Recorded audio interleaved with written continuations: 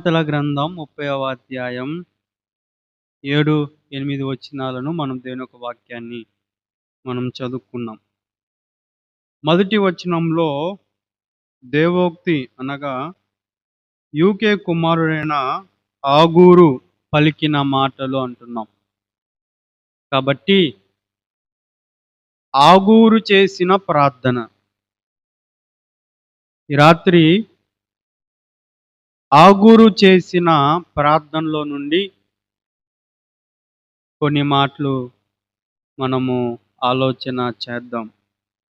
ఆగూరు అంటే అర్థం ఏమిటి అంటే చెప్తానండి. ఆగూరు అంటే ఏంటి?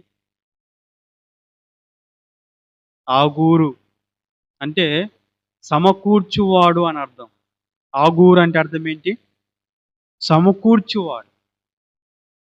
ప్రార్థన చేసే మనము ఏం చేయాలి? సమకూర్చాలి. దేనికి సమకూర్చాలి? దేనికి సమకూర్చాలి? ఏవేవి అంశాలు ప్రార్థన చేయాలో ఆ విషయాలన్నీ మనం ఏం చేయాలి? సమకూర్చుకోవాలి.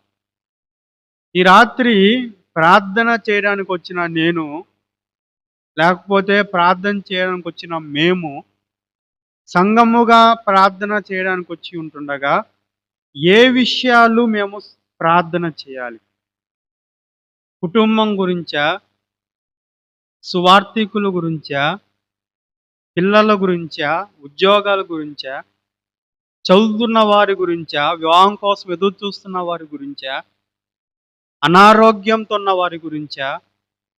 బాధల్లో ఉన్న వారి గురించా? వృద్ధాపంలో ఉన్న వారి గురించా?